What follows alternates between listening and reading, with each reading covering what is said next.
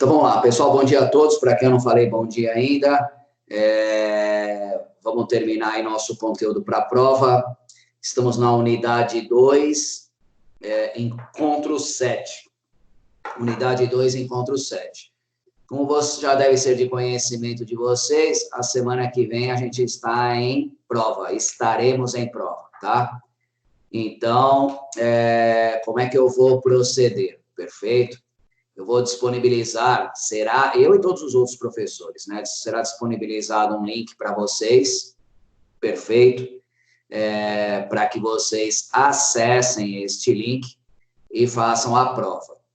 Algumas recomendações, tá? Essa prova vocês só terão a chance de fazer uma única vez. Esse link estará disponível pelo prazo de 2 dias, perfeito? Então, eu peço a vocês o seguinte, muito embora ela esteja à disposição, o link estará à disposição de vocês 2 dias, pediria a vocês que, ao iniciar a prova, que finalizem ela. Por quê? Se você iniciar, fechar e não, efetivamente, não finalizar a prova, vai chegar para mim como se você tivesse terminado a prova e já tivesse me enviado. Perfeito? Então, nessa linha, pode ser que a gente tenha aí uma queda de energia, uma queda de internet, qualquer coisa nesse sentido. E aí, como vocês só podem fazer a prova uma única vez, peço para vocês o seguinte, vamos fazer a prova? Ok. Abram a prova, respondam as 10 questões que são de múltipla escolha, 10 questões objetivas, e no final haverá um quadradinho de enviar, envia para mim, perfeito? Na quinta-feira da semana que vem, eu vou ficar online, vou ficar logado com vocês aqui no Teams, apenas e tão somente para responder questões relativas ao sistema e não relativa ao conteúdo, tá? Em relação ao sistema. Se der alguma problemática nesse sentido, alguém tiver alguma dúvida.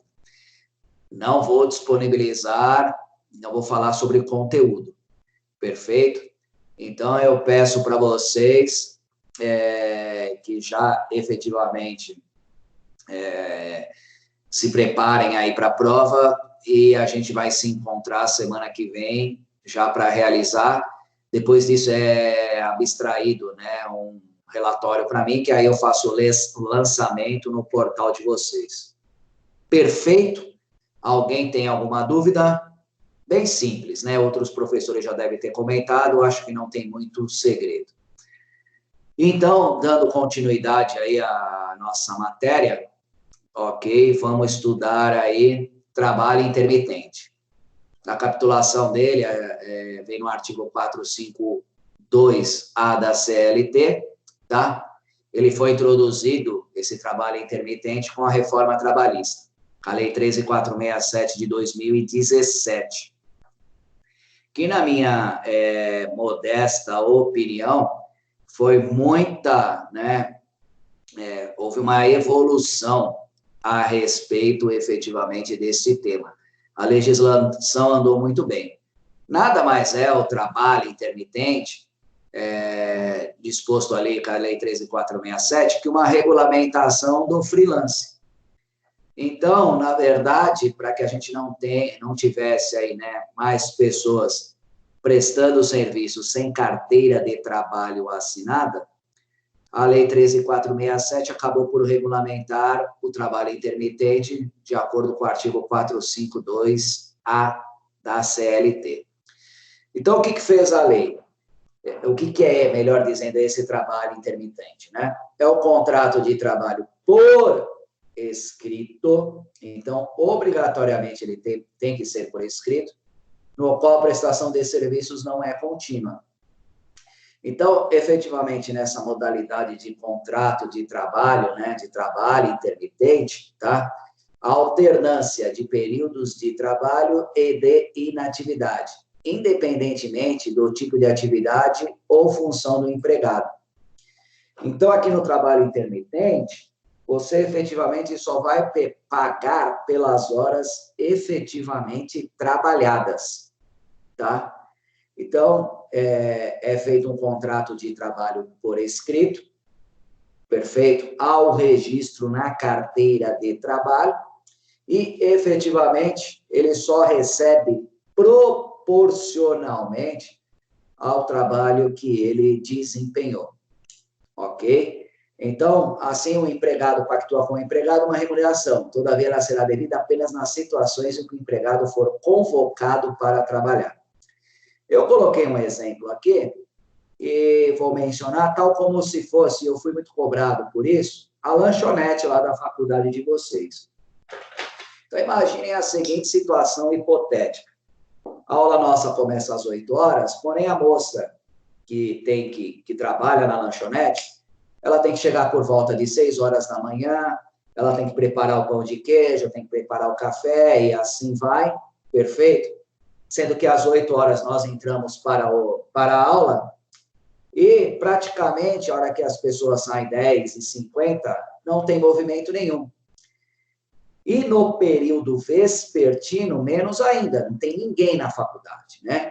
Aí o empregador era obrigado a ficar com essa pessoa algumas horas apenas para preparar o pão de queijo, o café, a cozinha e assim vai. O pessoal entra para a aula, depois o pessoal sai da aula, vai embora e ela ficava com a tarde ociosa.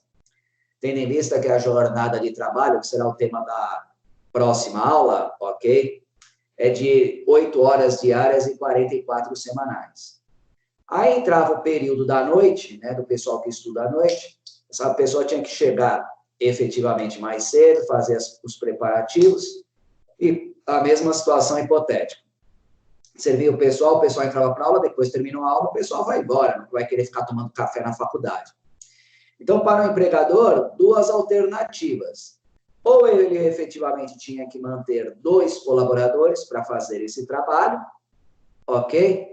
Ou ele efetivamente teria que pagar hora extra para esta pessoa que iniciou às 6 da manhã. Só que se essa pessoa iniciou às 6 da manhã até ela terminar o expediente 11 horas da noite, é muita hora extra. Custava muito caro para ele. Perfeito? E outro funcionário, também o encargo passava a ser muito caro. Então, nesta situação, né, agora com a reforma trabalhista, com a Lei 13.467 de 2017, tá? Nesta prestação de serviço que não é contínua, tá? Ele pode fixar apenas o período de trabalho, ok? Que ele deseja que esta pessoa trabalhe para ele. Então, ela vai efetivamente receber pelo período trabalhado, ok? O proporcional ao período trabalhado. Perfeito? Então, efetivamente, a pessoa pode ter um registro, melhor dizendo, pode ter vários registros, trabalhar para o empregador e efetivamente receber proporcional ao serviço que ela é efetivamente prestar. Então, por isso que É basicamente como se fosse horista, professor. Oi? É basicamente como se fosse horista, só que com algumas condições diferentes. Exatamente isso, até porque o salário tem que ser pago por hora, entendeu? A gente vai chegar lá, tá? Então, esta modalidade confere bastante flexibilidade ao empregador, que não se compromete em ter à disposição empregados durante momentos de baixa demanda da atividade empresarial. Assim, o empregador ganhou a liberdade para ter vários empregados, mas só convocá-los a trabalhar em momentos específicos, que realmente necessitaram. Podemos perceber, portanto, que o trabalho intermitente representa uma mitigação de alteridade, né, de alternância de horários, transferindo ao empregado alguns riscos do negócio. Então, nesta linha, como eu já mencionei anteriormente, no trabalho intermitente, perfeito, o empregador, melhor dizendo, né, ele só vai contratar o empregado, tá? Contactar o empregado, né, convocá-lo a trabalhar em momentos específicos que realmente necessitar. Perfeito? Por isso que há essa mitigação de alteridade. Quando eu precisar do colaborador, eu entro em contato com ele. Perfeito? Então, foi uma evolução, por quê? Antigamente, os freelancers, eles não tinham registro, né, em carteira de trabalho. Aí eles entravam com ações trabalhistas, pedindo reconhecimento do vínculo empregatício, perfeito? Sempre efetivamente pedindo aí reconhecimento do vínculo empregatício, e nessa linha, a ação de reconhecimento de vínculo é uma das mais caras. Por quê? É uma ação que efetivamente você vai para o tudo ou nada. Se o empregado tiver a sua ação sendo julgada procedente, tudo será devido a ele. Aviso prévio, 13º, férias, fundo de garantia, INSS e assim vai. Sendo que, como nada foi pago no momento oportuno, haja vista que a lei está dando reconhecimento do vínculo empregatício, tudo terá que ser pago agora de uma única vez. Então, é uma ação extremamente onerosa, tá? Extremamente onerosa se ela for julgada procedente. E se efetivamente a ação for julgada improcedente, o empregado nada ganha. Então, é uma ação de reconhecimento de vínculo, é o tipo de ação que você tem dois extremos, né? Ou você ganha tudo, ou efetivamente você perde tudo. Se ganhar tudo, efetivamente, é muito onerosa, acaba sendo muito onerosa, e se efetivamente não ganhar nada, você sai com uma mão na frente e outra atrás. Perfeito? Então, o trabalho intermitente veio regulamentar esse tipo de empregado. Foi uma evolução legislativa muito boa, porque para o empregado, né, também do lado do empregado, ele pode ter outros vínculos empregatícios, tá? E ele pode escolher quando atender ou não a convocação do empregado, tá? Então, desta forma, o empregado pode ter, que é o mais correto, vários registros em carteira de trabalho, 1, 2, 3, 4, 5 registros em carteira de trabalho, e ele efetivamente pode recusar, né, em recusar a convocação e não atender aquele empregador. E olha que legal, não acaba nem configurando insubordinação. Não acaba nem configurando insubordinação. Perfeito? Porque a gente vai ver aí os requisitos, né, desse trabalho intermitente. Indo nessa linha de raciocínio, como é que funciona o trabalho intermitente? Vamos lá. Primeiramente, o empregado é contratado pelo empregador, pactuando-se a intermitência no próprio contrato de trabalho. Em determinado momento, o empregador convoca o empregado para a prestação de serviço. O empregado deve ser convocado com, no mínimo, 3 dias corridos, tá? Com antecedência de, no mínimo, 3 dias corridos. E ser informado acerca da jornada de trabalho. Perfeito? Recebida a convocação, o empregado pode optar por aceitar ou não o chamado, sendo que ele tem o prazo de 1 dia útil para responder ao chamado, presumindo-se como recusa o silêncio. Então, se o empregado ficar inerte e efetivamente se recusar, né, ao chamado, ou ficar silente, ok? Presume-se que ele recusou a convocação do empregador, tá? Caso aceite e compareça ao local de trabalho, o empregado terá sua jornada de trabalho computada e, portanto, será remunerada, tá? Então, voltando aqui, depois eu fiz um quadro esquemático ao final desse texto, tá? Que vai ficar bem claro para vocês. Então, o empregador convoca o empregado para a prestação de serviço. Já dissemos que o contrato de intermitente tem que ser obrigatoriamente por escrito. O empregado deve convocar com, no mínimo, 3 dias de antecedência, tá? 3 dias corridos de antecedência, e informar, né, o empregado acerca da jornada de trabalho que ele irá prestar. Recebida a convocação, reiterando, o empregado pode optar por aceitar ou não o chamado. O obreiro terá o prazo de um dia útil para responder ao chamado, presumindo-se como recusa o silêncio. Perfeito? Por quê? Como ele pode aceitar ou não, lógico que o empregado, tendo aí vários registros na sua carteira de trabalho, vários empregadores, né? O que ele efetivamente vai fazer? Perfeito? Se ele não concordar, né? Se ele tiver outra, como é que eu posso dizer? Se ele tiver o mesmo trabalho no mesmo dia, perfeito? Lógico que ele vai optar para ir naquele que vai pagar melhor para ele. Perfeito?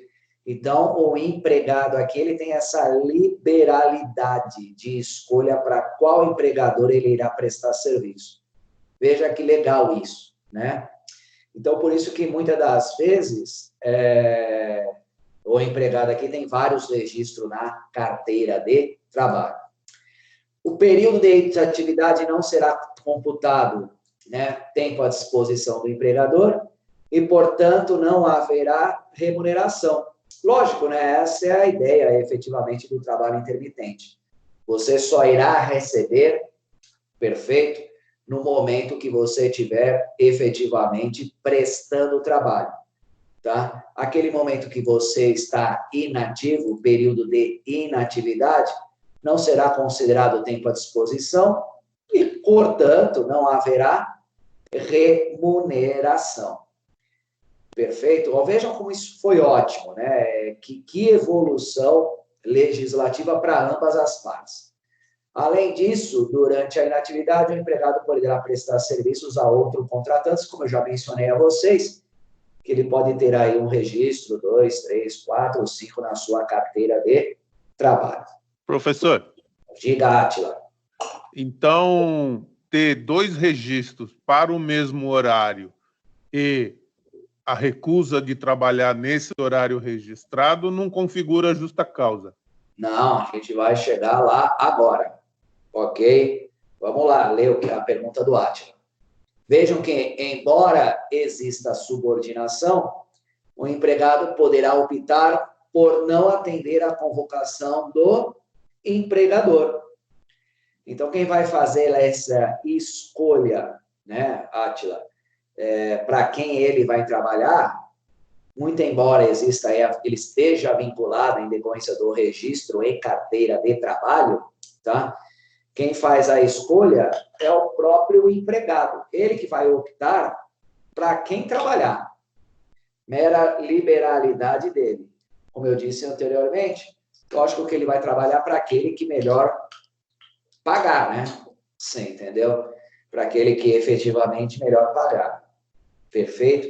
Então, o bom de ele ter efetivamente vários registros na carteira de trabalho e só receber para quem ele efetivamente trabalhar, é que nessa linha de raciocínio, ele não fica desempregado nunca, né? Porque ele tem várias carteiras de trabalho e vários registros na carteira de trabalho. E o empregado tem à sua disposição também vários empregadores, tá? Vários empregados, perdão, para qual ele pode contactar, né, e fazer com que essas pessoas prestem serviço para ele. Tudo bem, Átila? Beleza, obrigado. Então, tá bom, Átila. Por outro lado, se o empregado aceita a convocação e posteriormente ou o empregado ou o empregador desistem, olha esta palavra, sem justo motivo, tá? Por outro lado, se o empregado aceita a convocação e posteriormente ou o empregado ou o empregador desistem sem justo motivo, a previsão de um pagamento de multa de 50% da remuneração que seria devida. Vejam, portanto, o porquê do silêncio do empregado ser encarado como recusa. Por isso que um dos requisitos para o contrato de intermitente é que ele seja elaborado, né, seja confeccionado por escrito. Por quê? Se alguma das partes, seja o empregado ou o empregador, desistirem, tá, incidirá aí a multa de 50%. Perfeito? Incidindo esta multa de 50%, eu vou ter que executar este contrato. Então, efetivamente, eu preciso de um contrato por escrito, tá? Eu preciso, efetivamente, de um contrato por escrito e a previsão desta multa. A exceção ao trabalho intermitente diz respeito aos aeronautas, porque eles são regidos por regulamentação própria. Outro Professor. ponto de destaque. Olá. Bom dia. Essa multa de 50% é sobre o valor devido do dia, né? Sim, tá aqui, ó. A previsão de pagamento das 50% da remuneração que seria devida. Tá aqui, ó, grifei. Chegou a ver ou não? Tô vendo. Obrigado, professor. A exceção do trabalho intermitente diz respeito aos aeronautas, que eles são regidos por regulamentação própria. Outro ponto de destaque é que o contrato de trabalho intermitente deve ser, como eu já mencionei, né, acabei de falar, necessariamente por escrito. Ok? Até para que a gente faça aí o processo de execução do valor da multa, tá? E por que não abrangeu aí os aeronautas, tá? Porque os aeronautas têm uma legislação específica e toda vez que a gente ter o confronto, né, lei especial, ela sempre prevalece sobre lei geral. Então, toda vez que a gente tiver um confronto de uma lei especial, ela haverá de prevalecer sobre a lei geral. Aqui nós estamos falando de uma lei geral. Porém, a aeronauta, né, ele tem uma legislação própria que rege a sua categoria profissional. Então, ele é uma exceção, tá, à regra ao trabalho intermitente. Nessa linha, finalizando aqui os comentários, o trabalhador intermitente tem direito, assim como os demais empregados, além da sua remuneração, a percepção de férias, acrescido do terço constitucional, 13º, repouso semanal remunerado e adicionais legais, além do recolhimento do FGTS. Resumindo, tem os mesmos direitos que qualquer outro empregado, tá?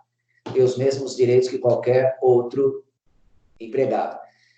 Por fim, é importante destacar que o trabalho do intermitente é um dos temas que o negociado irá sobrepor ao legislado.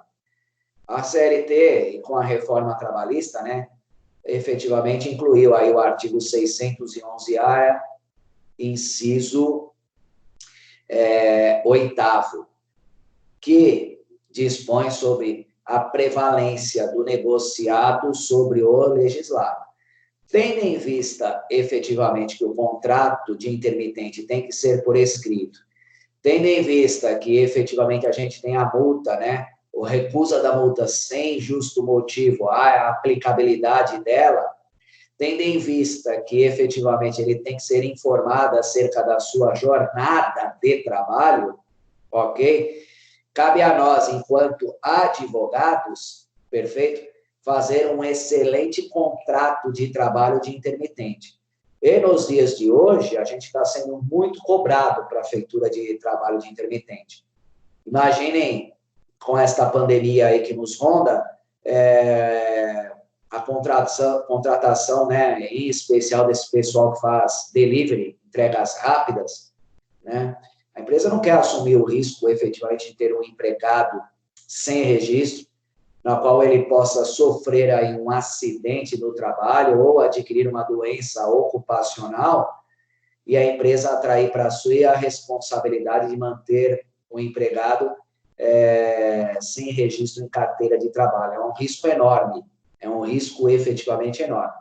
Então, é muito mais fácil ter um trabalhador intermitente, fazer com que ele efetivamente receba apenas, então, somente pelo período que ele trabalhar, acertar a jornada de trabalho com ele, e nessa linha a gente tem que fazer todo um contrato de trabalho, principalmente visando aqui, né, o risco, a desistência sem justo motivo, que deveria ser a pergunta de vocês para mim. Perfeito? Professor, o que é considerado sem justo motivo? Aquilo que a gente efetivamente, né, elencar no nosso contrato de trabalho. Então, eu tenho que elencar quais são os motivos ensejadores que as partes, o empregado e o empregador, podem desistir. e o que é considerado sem justo motivo. É isso que na nossa elaboração do nosso contrato de trabalho, a gente efetivamente tem que verificar. Então, caros amigos, eu fiz aqui um quadrinho que eu achei muito lindo, top, perfeito, que resume tudo o que eu falei, né, sobre os principais pontos do que a gente abordou agora. Perfeito? Então, vamos revisar para vocês tirarem 10 na prova. Trabalho intermitente. Períodos de atividade versus inatividade, tá? Então, no trabalho de intermitente, a gente tem uma ausência de continuidade, tá? Tendo em vista que a Constituição Federal fala que a jornada de trabalho é 8 horas, aqui a gente vai ter, né, ausências de continuidade. Eu posso contratar esse intermitente para trabalhar para mim por 2 horas, por 3 horas, por 4 horas, perfeito?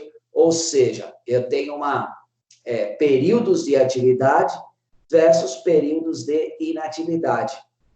Ok? Tem uma ausência de continuidade disso. Professor, Olá. aí no caso o empregador não pode colocar o cara para trabalhar 8 horas. Não, aí não, né? Porque daí vai ser o outro tipo de contrato, né? Exatamente isso. Aí é o contrato normal de trabalho, né? Contrato de intermitente. Então, nesse período de atividade, teria, então, hora máxima, vamos supor, menos que 8 horas? Não tem. Não tem. Na verdade, não é estipulado o limite de horas. Na verdade, é estipulado, ok, a jornada, né, e o período, porque o cara aqui ele pode prestar 2 horas de trabalho por semana, ele pode prestar 3, ele pode trabalhar de segunda, quarta e quinta, segunda, quarta e sexta, 2 horas por semana, ok? Nunca atingirá a 8 horas por dia e 44 semanais. Então, o empregador que é responsável de saber qual é o tempo que o empregado vai trabalhar, né? Para não caracterizar outro tipo de trabalho, né? Exatamente isso, Rita. Certo. Então, vamos lá. Indo para aqui, períodos de atividade versus períodos de atividade, temos ausências de continuidade, como nós estávamos falando.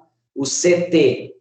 CT é contrato de trabalho, tá? CT, contrato de trabalho por escrito. Como eu já disse para vocês, é obrigatório que esse contrato de trabalho seja por escrito. Nesse contrato, tendo em vista que são algumas horas que esta pessoa irá trabalhar para nós, ele tem que discriminar o valor hora do trabalho. É obrigatório a discriminação do valor hora do trabalho. Ok? Então, eu preciso saber qual é o valor hora do trabalho que esta pessoa desenvolve. Eu tenho que falar isso para que a pessoa tenha noção de quanto ela vai ganhar. Você vai trabalhar 2 horas para mim, qual é o valor da sua hora trabalhada? Tendo em vista que a CLT 611-A, inciso 8º, prevalece o negociado sobre o legislado, aí as partes vão ter que chegar nesse valor hora do trabalho. O tempo de inatividade não é considerado jornada, ok? A convocação pelo empregador, a gente já viu, tem que ser com 3 dias, no mínimo, de antecedência. A convocação pelo empregador, no mínimo 3 dias de antecedência.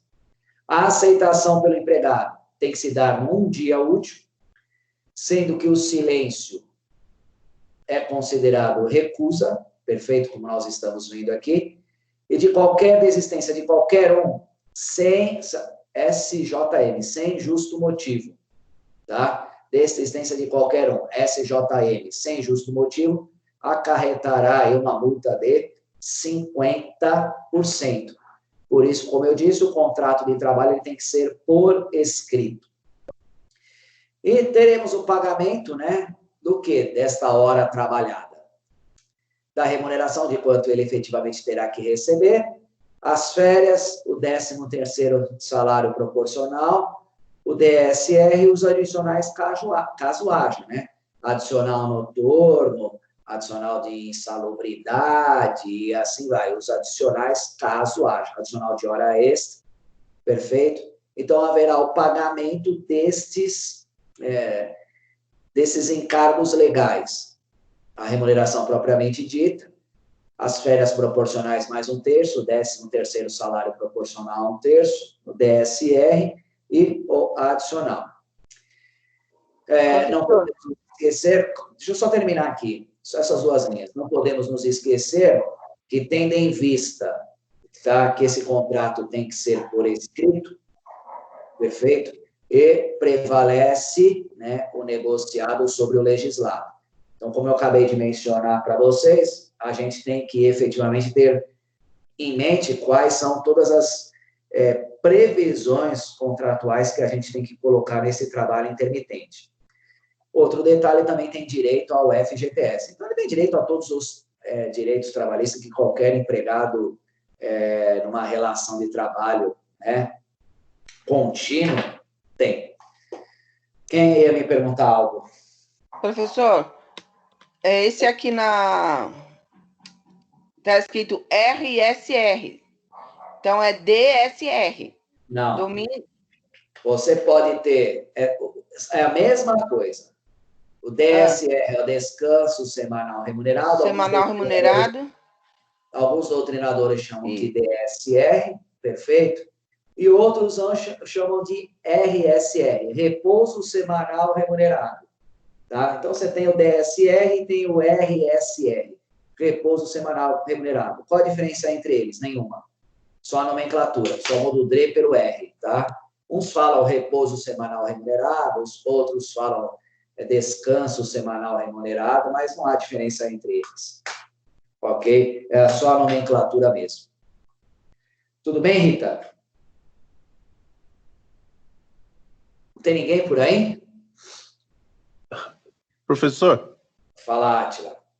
As férias e o 13º é calculado por média mês? Sim. Salário? Elas são sempre proporcionais. Tá aqui, ó.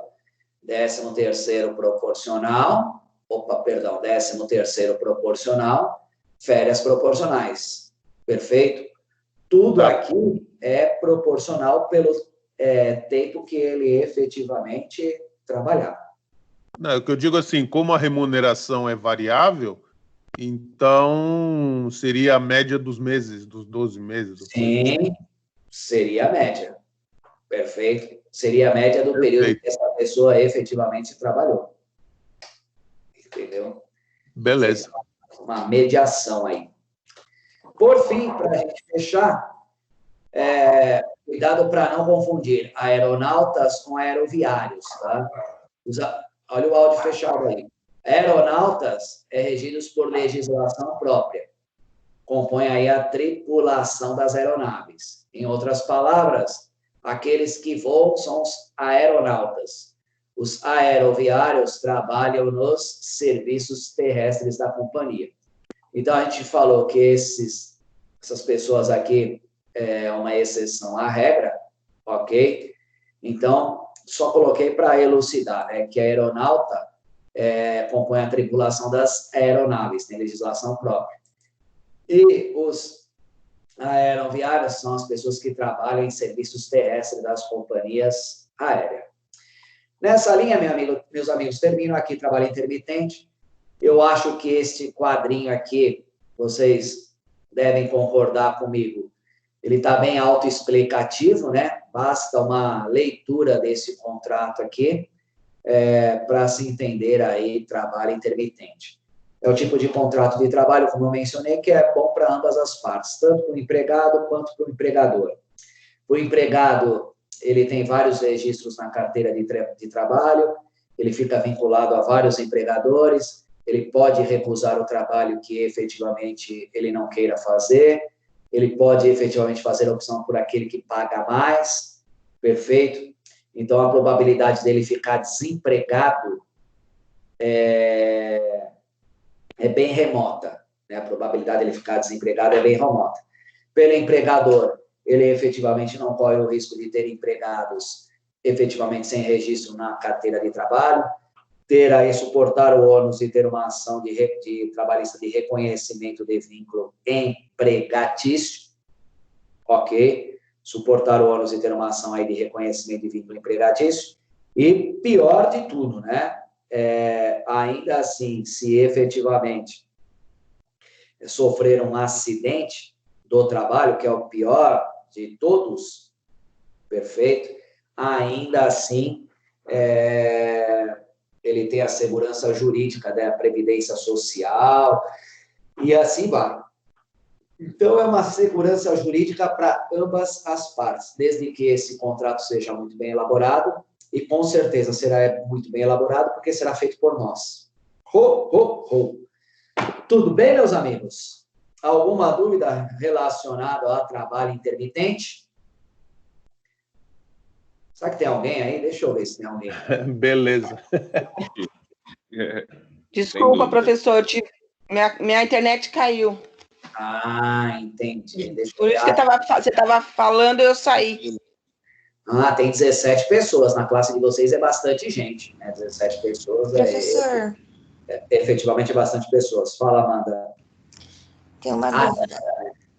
Há um limite de recusas que o empregador pode fazer ou não? Não há limite. Isso daqui é contrato, isso aqui é pactuado, não há limite, entendeu? Por isso que é a liberalidade do empregador ter vários prestadores de serviço e, efetivamente, o empregado ter vários empregadores, ok? E isso na prática funciona bem, né? As pessoas vão se adequando aí efetivamente a melhor realidade, ok? Então, isso é de extrema relevância, né? Fica ótimo para ambas as partes. Como eu disse, efetivamente, a legislação andou muito bem. Andou muito bem. Professor, Tudo bem, Ana? Professor. Fala, Rita. Eu fiquei com dúvidas sobre o negócio das férias desse contrato intermitente. Porque se o empregado recusa várias vezes o empregador, como é que conta essas férias dele? Rita, é simples. Sem trabalho, sem salário. Sem salário, não há falar em cargos, ok? Ah, então, tá. Na verdade, isso será, que foi a pergunta do Átila, isso será efetivamente computado toda vez que o empregado prestar serviço. A partir do momento que ele não estiver prestando serviço, nada é devido a ele. Perfeito? Nada é devido a ele. Aí nem o FGTS, nem os outros encargos, nada. Sem serviço, sem salários, 2 S's. Lógico, sem serviço, sem salário, entendeu? Tudo será proporcional ao trabalho prestado. Tudo será proporcional ao trabalho prestado. Ah, tá bom. Nossa, o empregador tem que ter um controle, hein, professor? Eu acho que não, é bem simples. Ele vai saber quando efetivamente aquela pessoa presta serviço para ele já tem uma previsão. Entendeu? Já tem. Lógico que ele não pode ser desleixado, né? Deixar esse contrato em aberto e não ficar monitorando ele. Perfeito, mas ele faz o controle disso facilmente, não tem muito segredo. Ah, tá. Obrigada. Tudo bem, pessoal? Posso entrar em jornada de trabalho? O silêncio será interpretado como aceite. Professor, eu estou com uma dúvida. Diga. No caso, nesse contrato por jornada de trabalho, lá está escrito que o pagamento é imediato. Então, ao final do dia, tem que efetuar o pagamento? Pode ser. Não esqueça, prevalece o negociado sobre o legislado. Então, nesta linha de raciocínio, entendeu? Eu coloquei lá o pagamento imediato, naquela circunstância que o cara prestou um único serviço. Terminou de prestar o serviço, você já paga para ele, porque já é devido a ele. Ele já tem direito àquela remuneração, ok? Mas a gente viu na aula de salário que o salário pode ser fixado por dia, por semana, por mês, por quinzena e por mês. Tá? Então, ele pode ser por dia, tá? Por semana, por quinzena e por mês. Tá? Mas o que vai estipular é o contrato que você vai ser fixado para ele. Agora, se você prestou o serviço uma única vez, terminou o trabalho, você já recebe e vai embora. É o caso da diarista, por exemplo. Ela terminou de elaborar, você já paga e o contrato dela já está pago. Tudo bem? Professor. Ok, professor, obrigado. Fala, Atila. Não, Anderson. Pode falar, amigo. Professor, eu vi amigos meus trabalhando no trabalho intermitente e ao final, um exemplo, se ele fechar, em alguns casos, dependendo, 30 dias, ele ganha uma bonificação. Isso é correto? Ou varia de empresa para empresa? Varia de empresa para empresa, não esqueçam, reiterando, prevalece o negociado sobre o legislado. Então, na verdade, a empresa também quer, a grande ideia das empresas é fidelizar funcionário. Então, se você tem um prestador de serviço lá, no contrato intermitente, que pouco recusa, que efetivamente sempre comparece, toda vez que você precisa dele, ele está à sua disposição, ele faz um bom trabalho, lógico que eu vou querer atrair essa pessoa para mim. Perfeito? Então, eu posso dar uma bonificação para ele? Lógico. Não há previsão legal, mas pode ser previsão contratual, entendeu? Com o intuito, qual é a ideia disso? Eu fidelizar esse prestador de serviço para mim, sem maiores problemas. Positivo. Professor, Fala, Rita. eu posso fazer esse contato intermitente com as empregadas domésticas? Era viável? Pode ser, também não há qualquer problemática. Pode ser de fazer esse contrato de intermitente. Doméstica, não, né? Pode diarista, falando. Ok. A doméstica tem que ser 30 dias, né? CLT. Contrato de trabalho normal, não muda nada, assim, entendeu? Da diarista. A diarista pode. Tá bom, obrigada. Exatamente. Posso dar entrada em jornada de trabalho, nosso último tópico antes da prova? O silêncio será interpretado como aceite. Dou-lhe uma, dou-lhe duas. Pode, professor. Então, tá bom. Né? Deveria ter aqui aquele contrato de prestação de serviços educacionais, né? Li e concordo. Tique aqui, entendeu? Ao término de cada disciplina. Vamos falar de jornada de trabalho, ok? É um tema de extrema relevância.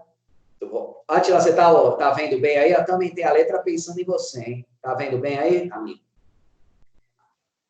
Eu agradeço, professor. Tá bom. Favorino oculista também, hein, amigo? Vamos lá. Idade não tem cura, professor. Jornada de trabalho é um tema de grande relevância, porque efetivamente a jornada de trabalho é um dos temas que vem, eu coloquei até aqui relacionado ao exame da ordem, é um tema que tem a sua idade aí na sua recorrência, em cair em concursos, exames e etc. Por quê? Dependendo da jornada que aquela pessoa exerce, ela tem reflexo nas demais verbas, né? A jornada de trabalho, ela tem reflexo em aviso prévio, em 13º, em férias, em fundo de garantia, INSS, e assim vai. Então, efetivamente, ele tem muito reflexo. Perfeito? Efetivamente, tem muito reflexo. Então, nesta linha que a gente está falando, o que é considerado jornada de trabalho?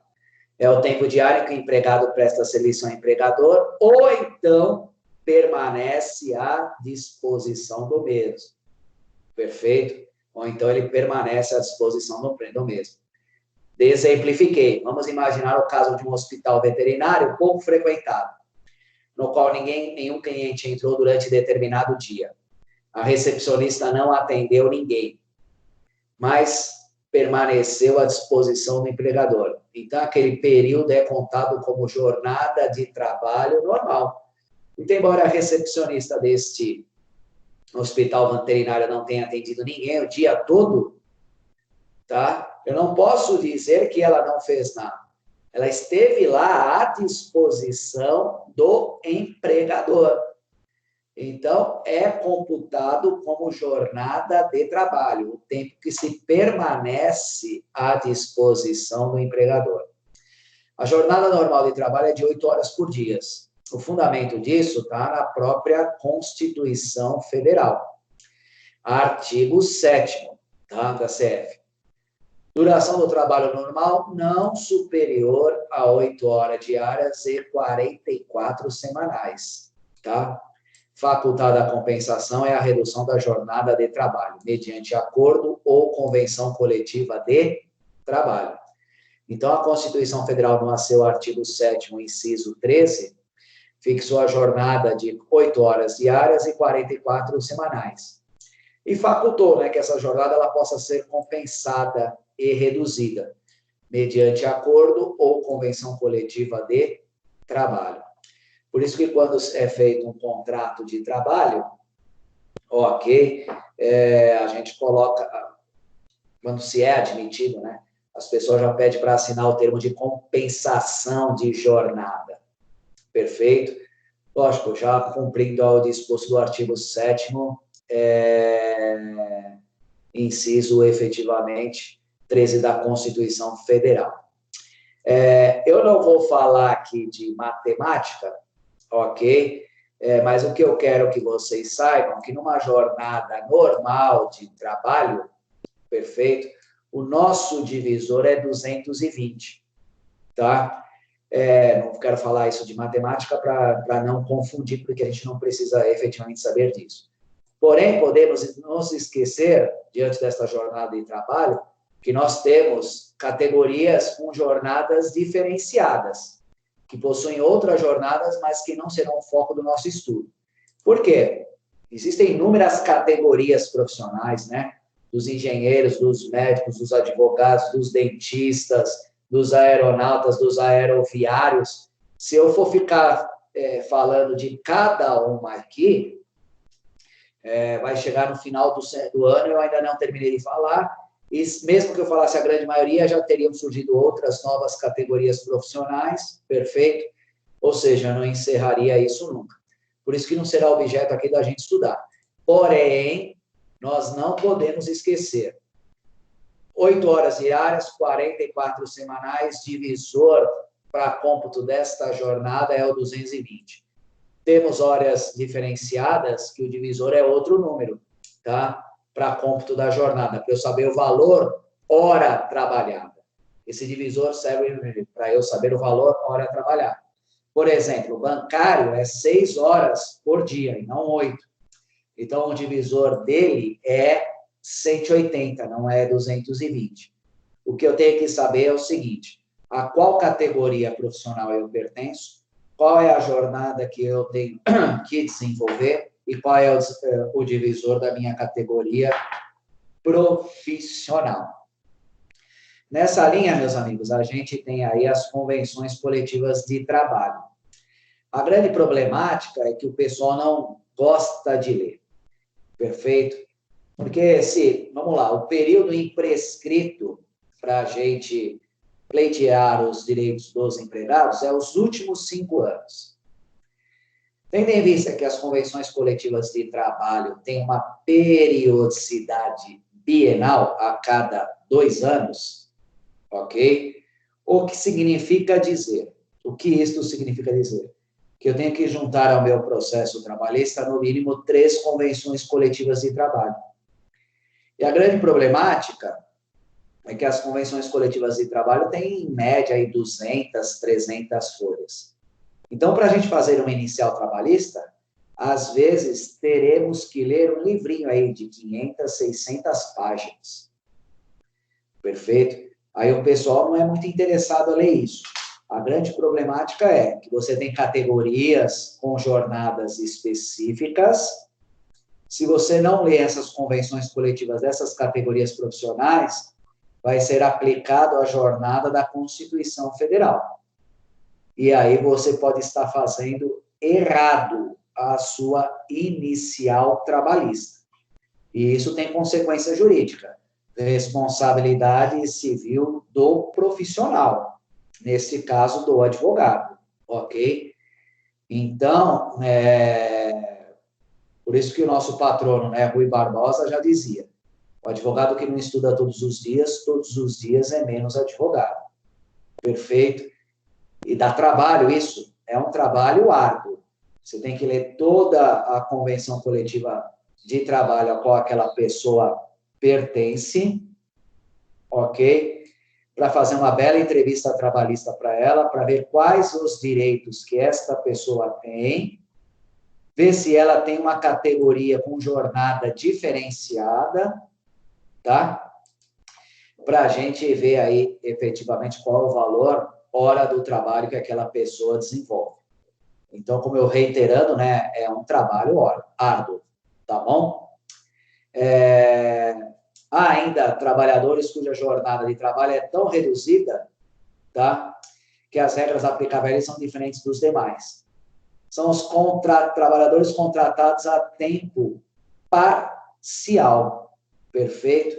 Então, tem trabalhadores que, às vezes, eu não preciso de um empregado para trabalhar 8 horas diárias e 44 semanais. É desnecessário, não preciso. Então, eu contrato um trabalhador a tempo parcial. Ele tem uma jornada de trabalho reduzida, tá? O artigo 58 da CLT trata disso. Considera-se trabalho em regime de tempo parcial aquele cuja duração não exceda 36 horas semanais, sendo que ele não pode fazer hora extra. Lógico, né? Se ele fizer hora extra, ele vai para 8 horas. Ou ainda aquele cuja duração não exceda de 26 horas semanais. Ok? Com a possibilidade de acréscimo de até 6 horas suplementares semanais. É o trabalho a tempo parcial. Então, a pessoa terá uma duração aí, né, efetivamente de 6 horas por dia, vezes 5 dias na semana, terá totalizando aí 30 horas semanais. Trabalho a tempo parcial. Isso cabe nos casos que efetivamente eu não quero, né, ter um trabalhador uma jornada de 8 e 44 semanais. O trabalho que eu desenvolvo não precisa ter um trabalhador com uma jornada tão elastecida assim. Então, eu contrato por prazo normal, né, que é o próprio contrato de trabalho, 8 horas e 44 semanais, contrato a tempo parcial, não sendo encaixado a tempo parcial, eu vou para contrato intermitente. Então, são essas modalidades de contrato que nós temos.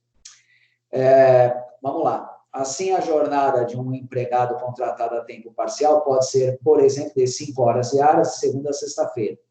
O parágrafo 2º do artigo 58 abriu a possibilidade de que, mediante negociação coletiva, tá, empregados sujeitos à jornada padrão de 8 horas pudessem ter seu regime de trabalho alterado para tempo parcial, mediante a redução proporcional dos salários.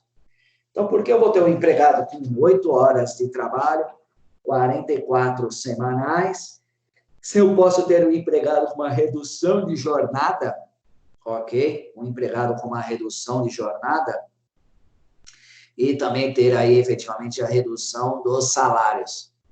E sendo que com 6 horas ele efetivamente atinge aí os fins, né? Consegue produzir.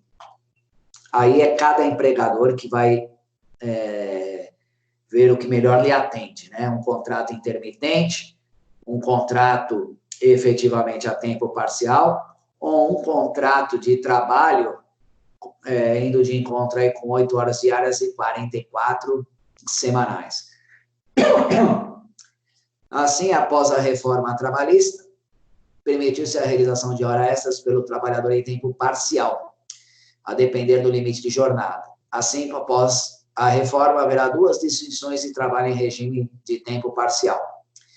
Sem prestação de horas extras, limite semanal de 30 horas, e com a possibilidade de prestar horas extras, limite semanal de 26 horas.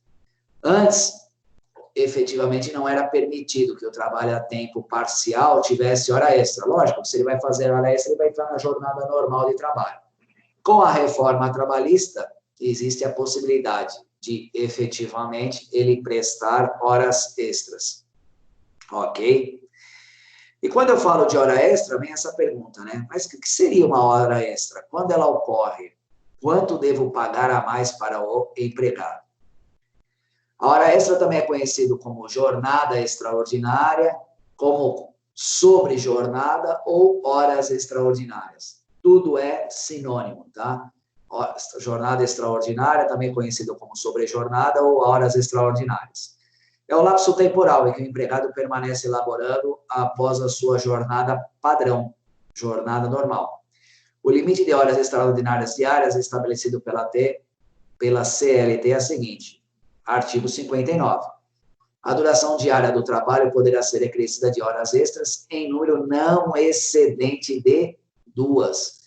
Então, o máximo que a gente pode, né, numa duração diária de trabalho, é que não exceda de 2 horas extras, que tem que ser formalizada por acordo individual, convenção coletiva ou contrato coletivo de trabalho. Perfeito? Por isso que eu mencionei lá em cima. Quando a gente, às vezes, já é admitido, o pessoal já pede para assinar o termo de compensação e o termo de prorrogação de horas, tá? Então, ela tem que ser feita isso mediante acordo individual, convenção coletiva ou acordo coletivo. Para quem aqui trabalhou, né, já foi admitido em alguma empresa, pode perceber que já foi posto para vocês, no momento da contratação, que este acordo de compensação e esse acordo de prorrogação já é assinado junto com a formalização do contrato de trabalho. Diga, Rita. Professor, essas 2 horas, se elas excederem, tá? A empresa pagando direitinho essas horas, aí não tem nenhum problema, né? Não, problema não tem, né? O problema é que efetivamente não pode exceder. Você está ferindo aí, efetivamente, preceito legal. Isso pode ensejar multa para a empresa.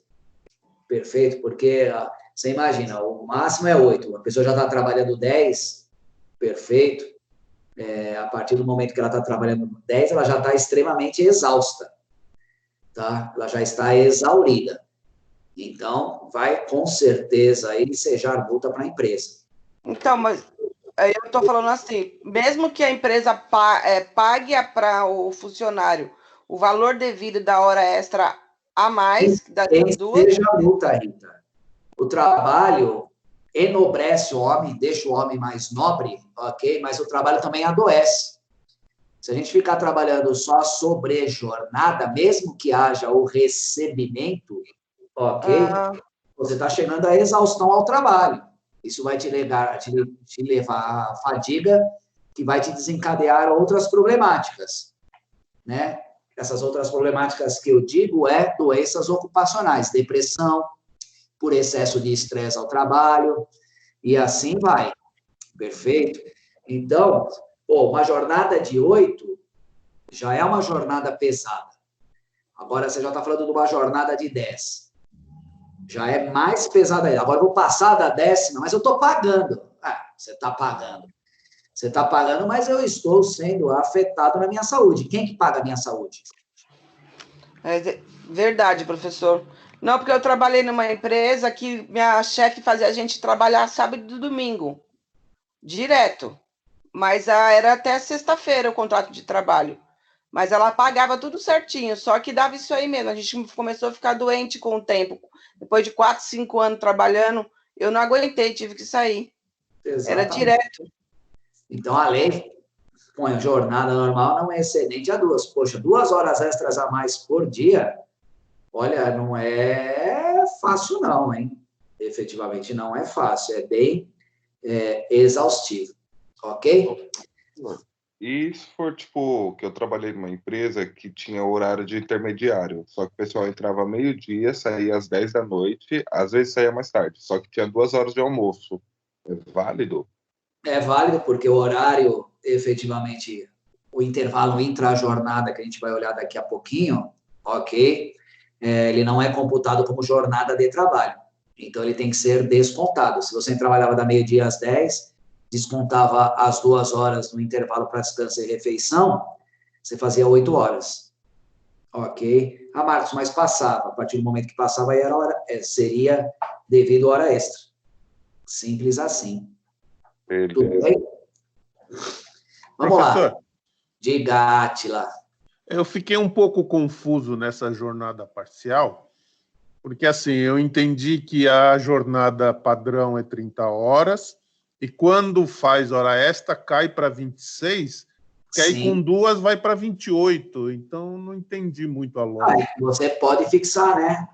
O tempo parcial, você vai fixar o limite, efetivamente, que você vai trabalhar. Será um limite de, efetivamente, 30 horas ou, efetivamente, você vai querer 26 horas? Ok? Por quanto, nessa jornada a tempo parcial, por quanto tempo você precisa deste empregado? Por quantas horas? Entendeu? Qual é a jornada máxima que você precisa dele? Então, a gente tem jornada de 26 e tem jornada de 30. Tá? Então, 30 seria o máximo. 30 seria o máximo. Ok? Entendi. Então, a ideia é essa. Então, você pode ter, no de 26, você pode ter a feitura de hora extra. No de 30, jamais, porque senão aí você já está entrando na jornada normal de trabalho, entendeu? Já nem compensa. Beleza? Então, só pode ter as 2 horas na de 26. Exatamente. Beleza. Já quanto à sobre-remuneração adicional, né, da hora suplementar, vejamos o dispositivo constitucional e suas regras seletistas. A remuneração do serviço extraordinário será, né, melhor lei do cabeçalho aqui, são direitos dos trabalhadores urbanos e rurais, além de outros que visam a melhoria da sua condição social. Remuneração do serviço extraordinário, no mínimo em 50% da hora normal. Pessoal, quando a Constituição Federal, no seu artigo 7, ela sempre trata de direitos mínimos, hein? A gente não pode esquecer isso. O regramento, né, do direito do trabalho, ele é diferente de toda outra seara do direito, onde a norma infraconstitucional, ela prevalece em cima da Constituição.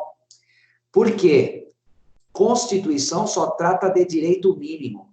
Toda vez que vocês lerem lá algo no artigo 7º da CF, ele sempre vai falar de direitos mínimos. Que o aviso prévio seja no mínimo de 30 dias, que as férias sejam no mínimo de 30 dias, que a hora extra seja no mínimo em 50%.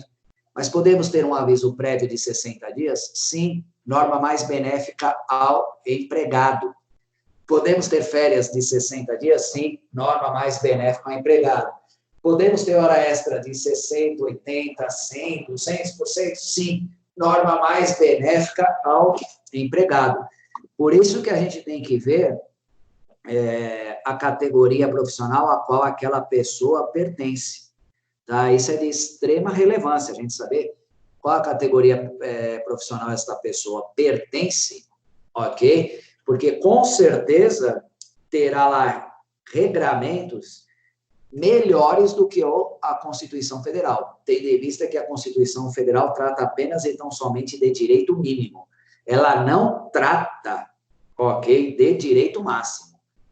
Cuidado com isso, hein? Por isso está aí a importância, né, de a gente estudar as convenções coletivas naquelas categorias profissionais que eu falei para vocês, ok? Categorias profissionais diferenciadas. Perfeito? Bom dia, professor. Bom dia.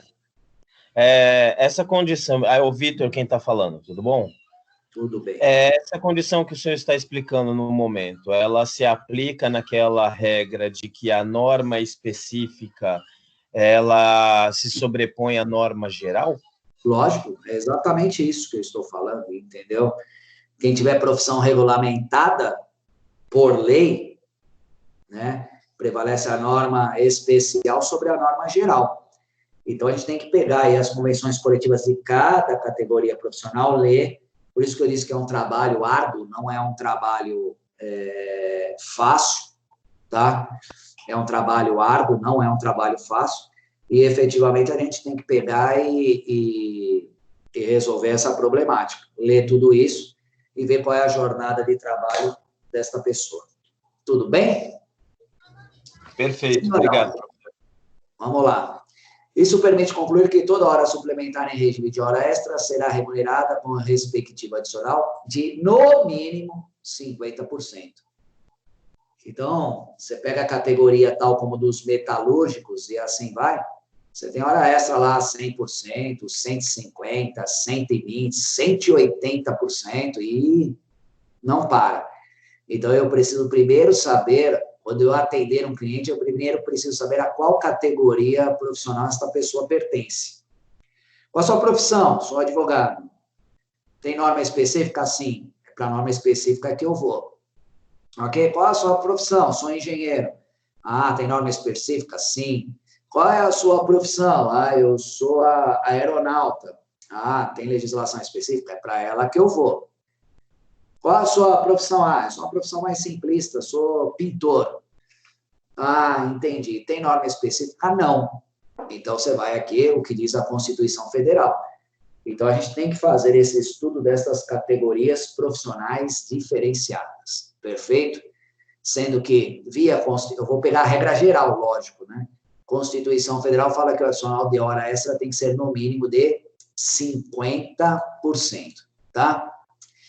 Então, como eu mencionei, também é viável e bastante comum que acordos coletivos de trabalho e convenções coletivas de trabalho prevejam percentuais maiores que 50%. Nesses casos, deve-se respeitar a previsão da negociação coletiva, mais benéfica à categoria. Está aqui o que eu acabei de mencionar para vocês.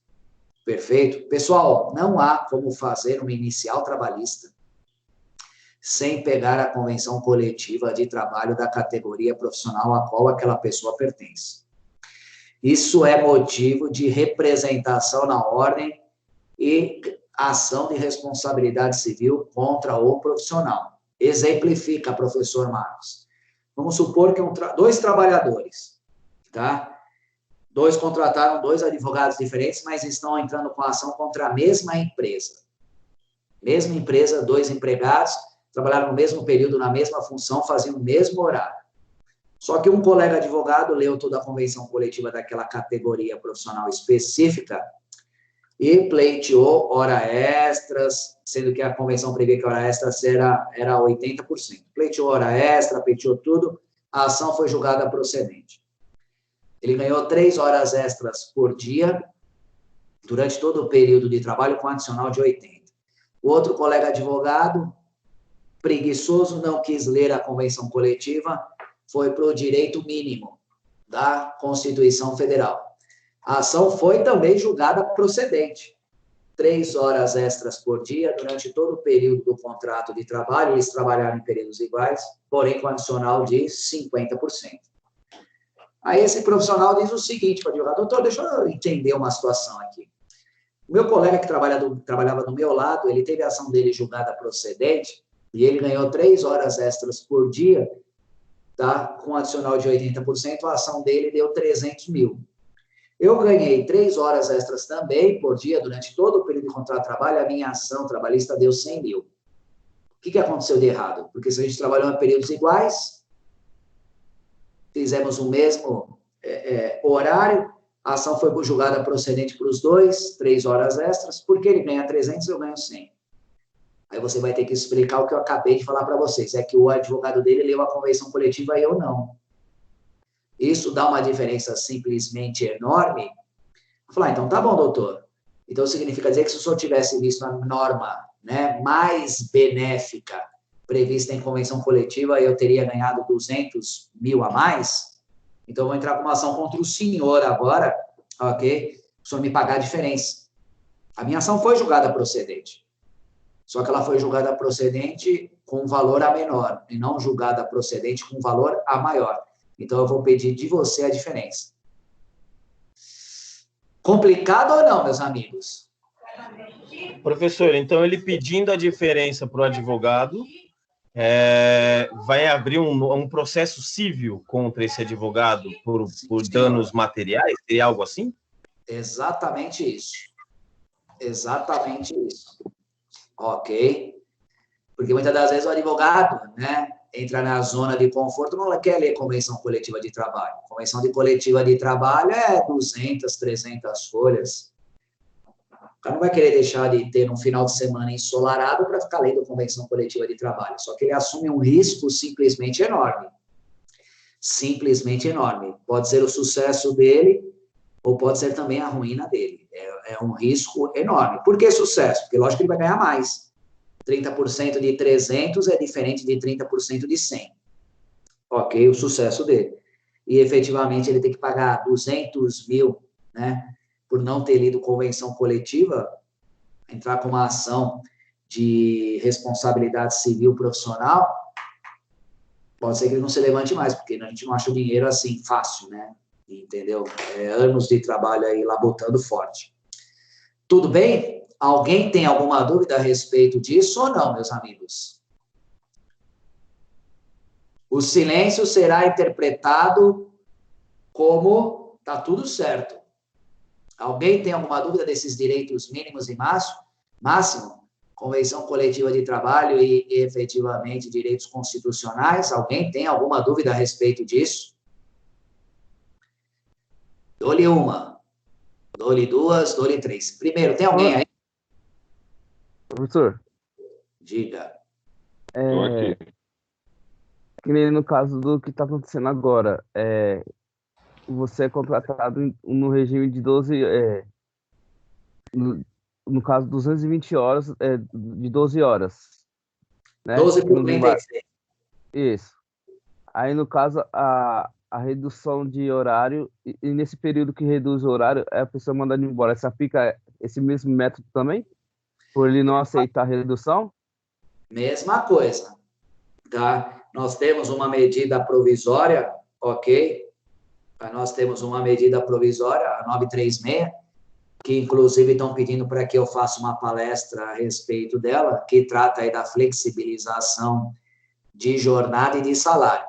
Mas eu não quero falar muito dela nesse momento para vocês em aula agora, porque é uma medida provisória. Eu não sei se ela será convertida em lei. A MP ela tem prazo, né, de validade. Eu não sei se ela será convertida em lei.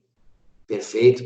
Então, aí a gente tem que esperar o cenário aí do desenrolar do nosso poder legislativo para ver se converte em lei ou não, ok? Hoje estamos arregados aí em cima de uma medida provisória. Positivo. Tá bom, meus amigos? Posso entrar em hora noturna? Pode. Pode. Então, tá bom. Beleza. Outro tema bastante interessante de ser estudado para o exame da ordem, né? Quando eu falo aqui para o exame da ordem, consiste na jornada realizada em hora noturna, ok? A hora noturna efetivamente é o que deixa mais robusto uma ação trabalhista aí. O horário noturno é o mais gravoso ao ser humano, que naturalmente utiliza esse período para sono e descanso, ok? Reconhecendo essa situação, o legislador conferiu ao trabalho noturno duas regras diferenciadas que beneficiam o empregado. O adicional noturno e a hora noturna ficta. Então, a gente fala de adicional noturno e redução, efetivamente, da hora noturna. Então, vamos ler aqui. O adicional noturno foi fixado pela CLT nos termos abaixo. Artigo 73. Salvo nos casos de revezamento semanal ou quinzenal, o trabalho noturno terá remuneração superior ao do diurno. Para este efeito, sua remuneração terá um acréscimo de 20%, pelo menos, sobre a hora noturna. Sobre a hora diurna, perdão. Então, o adicional noturno é 20%, pelo menos, sobre a hora diurna. Por que esse pelo menos, hein? Não podemos nos esquecer das categorias profissionais diferenciadas. Então, este adicional aqui, ele pode ser de 25, ele pode ser de 30, ele pode ser de 40 e assim vai, dependendo da categoria profissional a qual esta pessoa pertence. Mas, pelo menos, ele tem que ser remunerado com 20% a mais. Isso é requisito legal. Tudo bem, meus amigos? 20%. Se o trabalho iniciou no período noturno e foi prorrogado a labor, tá? Aplica-se também o adicional. Isso significa dizer o quê? Tá? Que é o que deixa... Eu trabalho muito para essas empresas de UTI móvel, né? Essas home care móvel. Lá, nessas ambulâncias de UTI móvel, ela vai 3 profissionais, no mínimo. Motorista da ambulância, o médico e um enfermeiro para auxiliar o médico. Subentende-se que quem está numa UTI móvel está mal, né? Senão não estaria na UTI. O horário noturno corresponde, tá? Às 22 horas, vai das 22 às 5 da manhã. Perfeito, das 22 às 5. A maioria dessas pessoas, o que acaba acontecendo? Ela leva essa pessoa para um hospital, só que tem toda a parte burocrática de prontuário, tem toda a parte burocrática de fazer um exame nessa pessoa que demora, e não se pode deixar essa pessoa lá, senão acarreta aí crime, né? Omissão de socorro. Então, a pessoa leva e espera a feitura de tudo isso, depois traz de volta.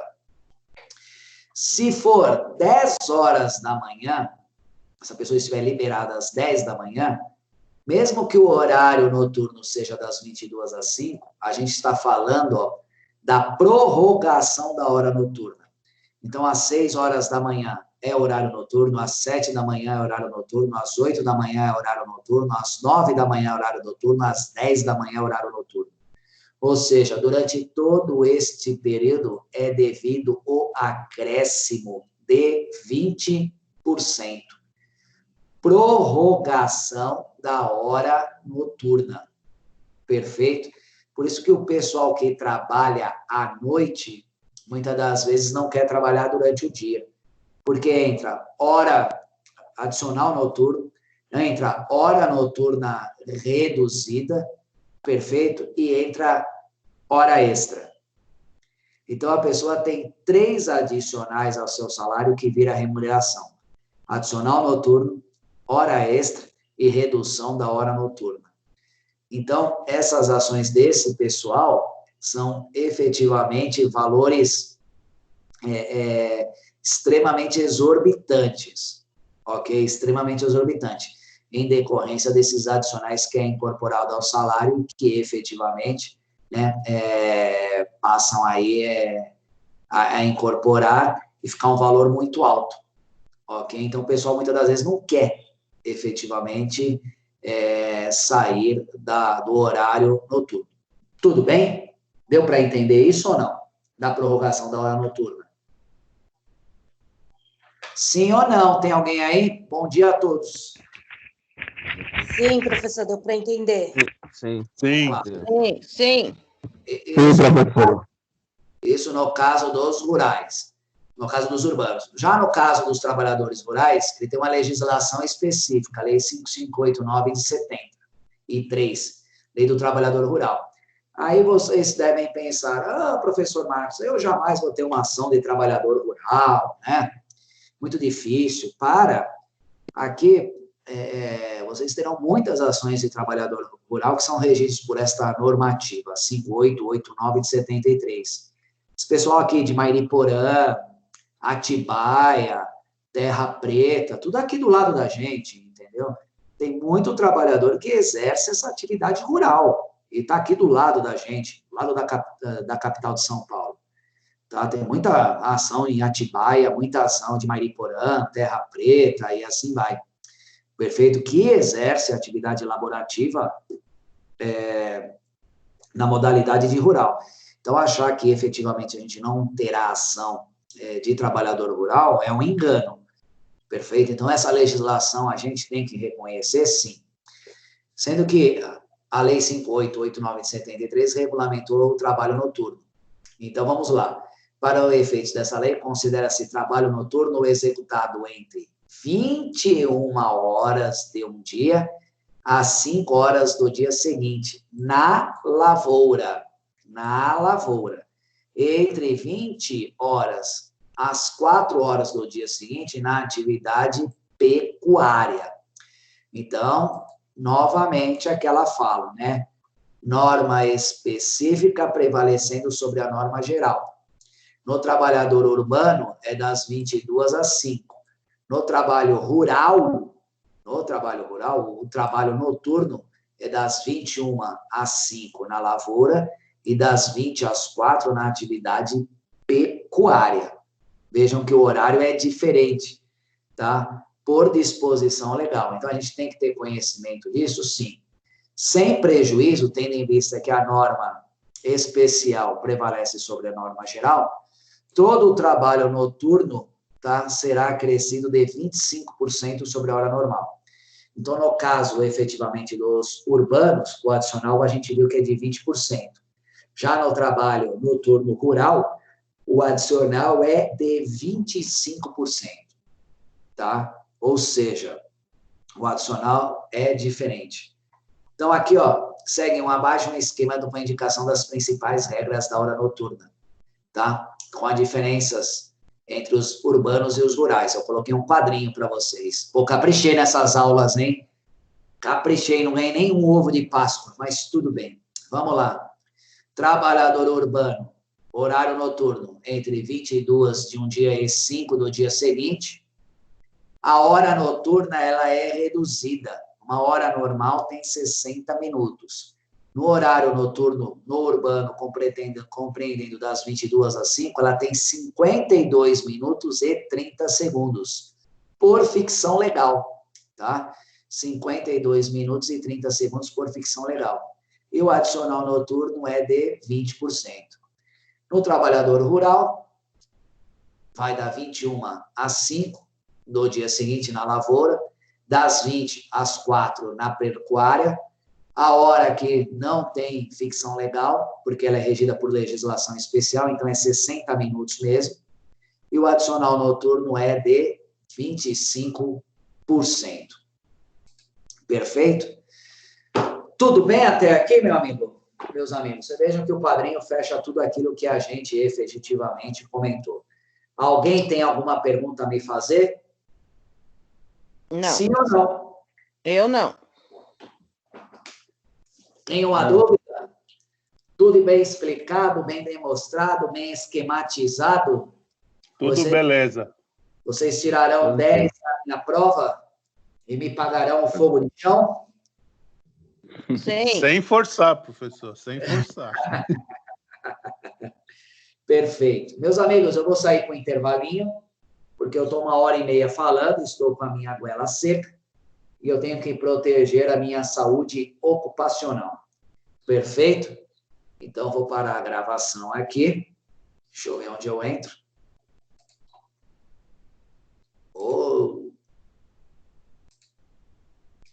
Deixa eu diminuir, né? Minimizar, melhor dizendo.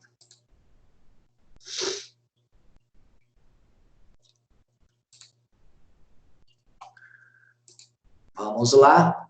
Vamos sair para um intervalinho. Daqui a alguns minutos a gente retorna. Pode ser? Positivo.